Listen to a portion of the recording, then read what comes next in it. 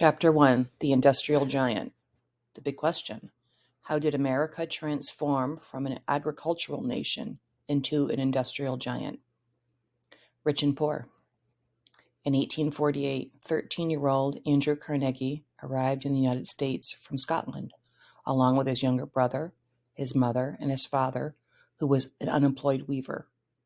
A weaver is a person who makes fabric by weaving threads or yarn together. Landing in New York, the Carnegies continued on to Pittsburgh, Pennsylvania, where they had relatives. Having come with little money in their pockets, the Carnegies needed to find work quickly, not only for the mother and father, but for young Andrew as well. Andrew's first job was as a bobbin boy in a mill that spun cotton into thread. When the bobbins or spools on the spinning machines filled up with thread, Andrew replaced them with empty ones. The job did not call for much skill, and it just paid $1.20 a week. That came to 20 cents a day, 6 days a week, working from sunrise to sunset. It was not much, but it was an important addition to his parents' small income. In this photograph, you can see a bobbin boy replacing full bobbins with empty ones. The boy in the photograph is not Andrew Carnegie, but as a 13-year-old, Andrew Carnegie did the very same job. After a number of simple and low-wage jobs, Andrew taught himself to be a telegraph operator. A telegraph is a machine that communicates messages over long distances by sending signals through wires. In the evenings, he went to school to learn bookkeeping, how to keep records of incoming and outgoing money transactions in a business. On his own, he read the important English, Scottish, and American writers of the day. When he was 17, Andrew caught the eye of Thomas A. Scott, an official at the Pennsylvania Railroad Company. Scott hired Andrew as his personal telegraph operator and secretary, starting him at $35 a week, a large salary in those days, and more than Carnegie had ever imagined he would earn. As Scott moved up the company ladder, Andrew moved with him, taking on greater responsibilities and earning more money. Andrew Carnegie saved and became a wise investor. An investor is a person who puts money into a business with the goal of later making a profit. By the age of 33, his income from his salary and investments was $50,000 a year. That would be more than $500,000 in today's money.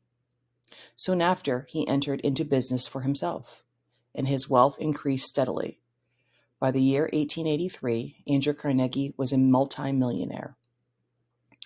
In that same year, a committee of the U.S. Senate held hearings to learn about working conditions in America's factories. One of the people who testified about working conditions in America's factories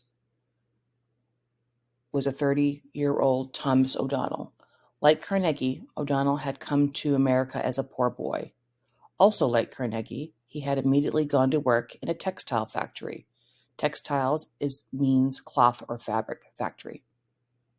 But that is where the similarities end. Life had turned out quite differently for Tom O'Donnell than it had for Andrew Carnegie, as O'Donnell's answers to the senator's questions made clear.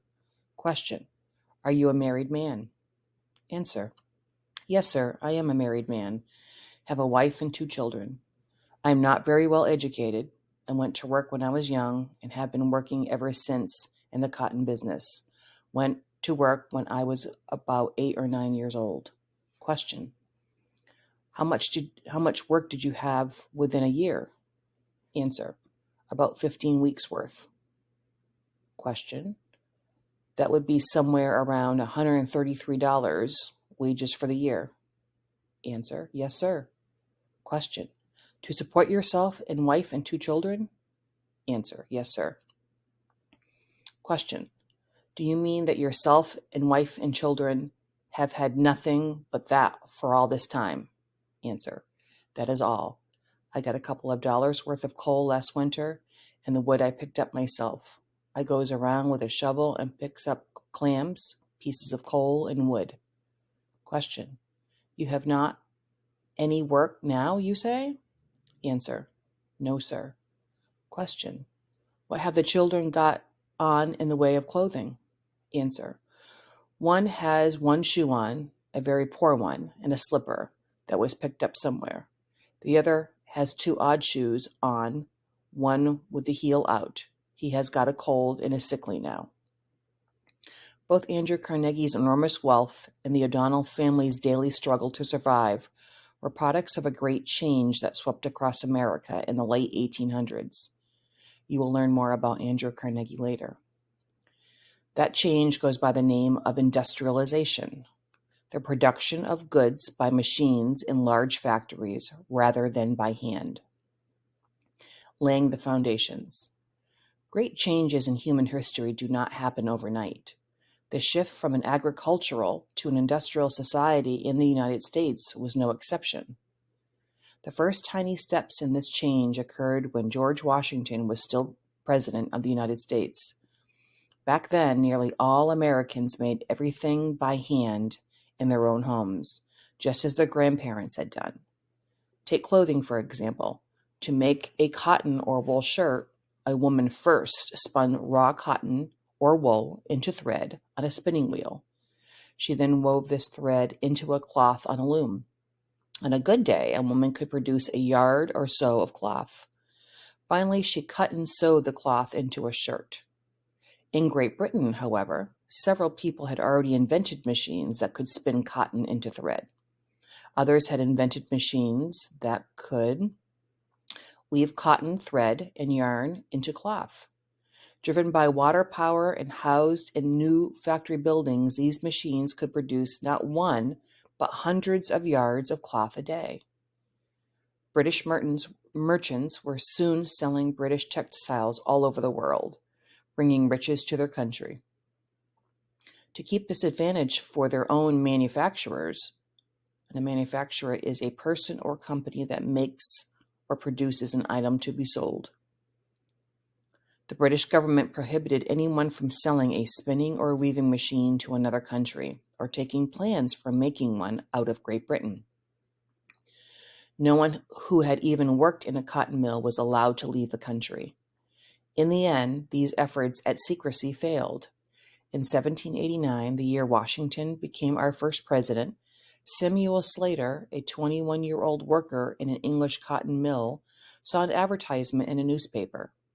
Several American businessmen were offering a handsome reward to anyone who could build a spinning machine for them. Slater, who had worked in an English cotton mill since the age of 14, knew the spinning machine inside and out. Government officials, of course, were ready to stop any person from taking plans for making such a machine out of Great Britain. The law, however, did not protect against Slater's excellent memory. In 1789, Slater, disguised as a farmer, boarded a ship bound for the United States. He was going there to seek his fortune. The plans for building a spinning machine fixed firmly in his head. A little more than a year later, in 1791, in Pawtucket, Rhode Island, Slater and two American partners opened the first cotton spinning mill in the United States. In the next 2 decades, dozens of other spinning mills sprang up in New England, where fast-flowing streams and rivers provided the power to run the machines. A spinning mill is a phrase which is a factory that makes thread or yarn. From mills to factories. These early mills made only cotton thread, not cloth. That still had to be made the old way, by women weaving on their hand looms, a weaving device operated by hand at home. A trip to Great Britain in 1810 by a Boston merchant named Francis Lowell changed that. Visiting a weaving factory, Lowell quickly grasped the principles on which the power looms worked. Back home, he persuaded several wealthy Boston friends to join him in building a factory that would even do more. In 1814, the Waltham Associates, as they were called, opened their factory in the town of Waltham, Massachusetts, not far from Boston. There, under one roof, machines spun cotton into thread, workers dyed the thread, and other machines wove it into finished cloth. Lowell and his friends soon built more factories nearby, as did other investors. With the opening of these mills, the factory system arrived in America. By the 1820s and 1830s, factories were producing other goods as well. There were mills that turned wheat into flour and others that turned trees into lumber. Factories did not depend on machines alone, however. There were factories in which people worked to make products by hand. In some cities in the Northeast, workers turned out shoes, clocks, kitchen pots, and pans, and many other goods in hundreds of bustling workshops. By the time young Andrew Carnegie arrived in America in 1848, the foundations of an industrial society were already in place. By 1848, although some factories and workshops were quite large, most employed fewer than 20 workers. Nearly half employed fewer than 10. Most workers still produced goods with hand tools like those their grandfathers had used. In addition, the majority of Americans still made their living by farming. After the Civil War, however, the United States entered a period of dizzying industrial growth. Machine-made goods, everything from telephones to toys, poured out of America's new factories. The United States overtook Great Britain as the world's largest producer of manufactured goods. And by 1900, American production was greater than that of Great Britain and France combined. In that year, more than 5 million people worked in America's factories. Another million worked on its railroads, and almost 1 million more labored in its mines. The sweeping changes that took place in the last half of the 1800s can be summed up in 2 sentences. In 1850, the United States was mainly an agricultural nation. By 1900, it had become an industrial giant. In the chapters that follow, you will read about how this industrial growth came about.